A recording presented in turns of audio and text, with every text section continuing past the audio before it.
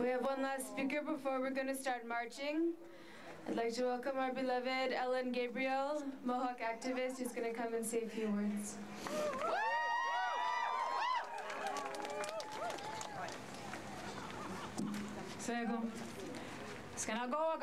How are you doing? Ready to march? Yeah. On est prête pour marcher? Est-ce qu'on est prête pour la lutte contre les tyrans comme Harper?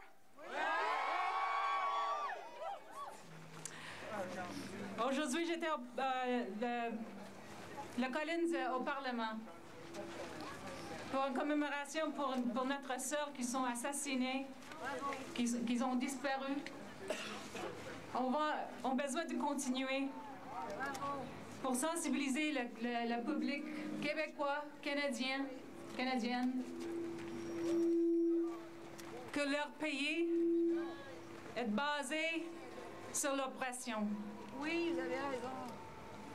Et c'est assez maintenant. On est en 213.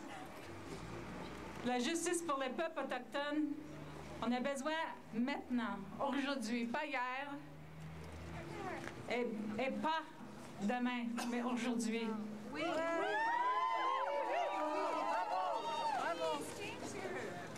So I'm going to switch to English. Today is a night. Tonight is a night and a day that was spent remembering our sisters who have been murdered and assassinated. It isn't just 500 women, 600 women, 800 women. It's millions. Since the time of contact, it's been about economics. It's been about a land grab. And the best way to destroy a nation who lives sustainably on Mother Earth, was to attack the women.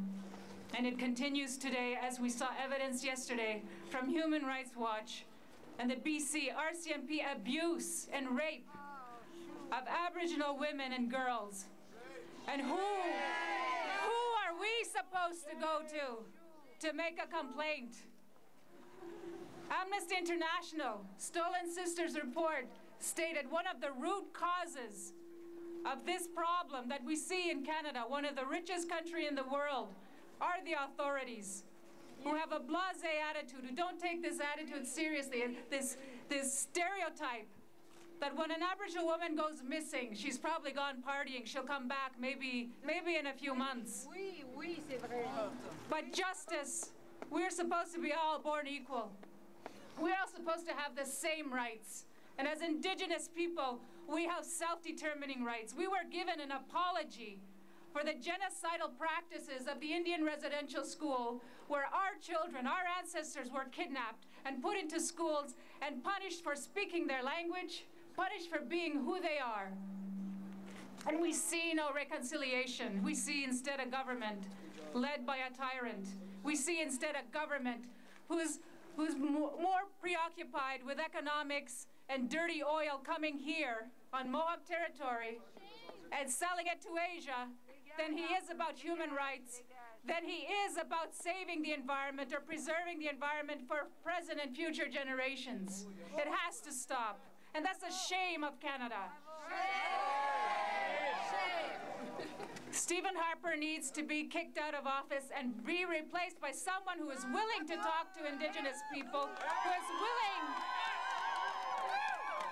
who is willing to protect the environment, who is willing to promote human rights.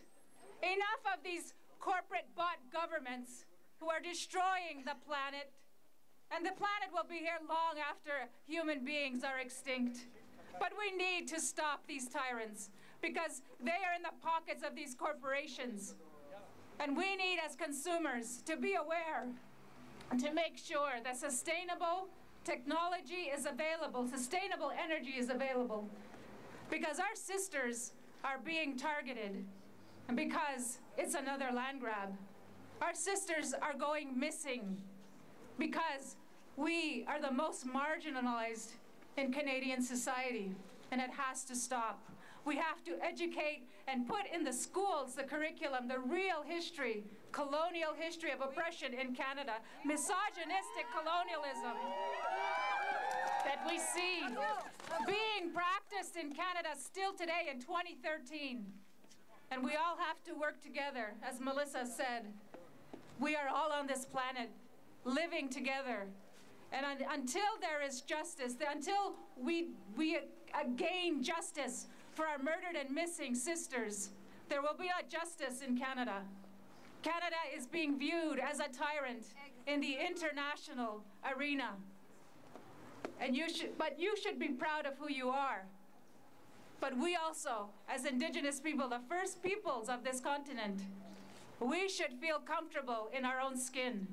We should feel comfortable being the first peoples who greeted your ancestors.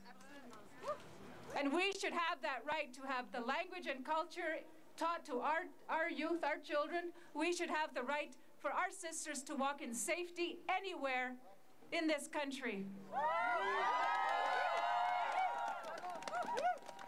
And behind me is one of the women, the founder of Sisters in Spirit Vigils, Bridget Tolley, who I have deep respect for and admiration for the work that she is doing, regardless of what Harper's government said, that the Native Women's Association of Canada is no longer allowed to use the term Sisters in Spirit. So she has formed families of Sisters in Spirit, and that is courage. That is courage. And we have to support one another. We have to support because our fight is your fight. Our losses are your losses. So with that, I know you're all willing to march and get things going. So I thank you. I thank the organizers for doing this. I thank you all for coming. Merci beaucoup. Nyawakoa, Tanikawanega.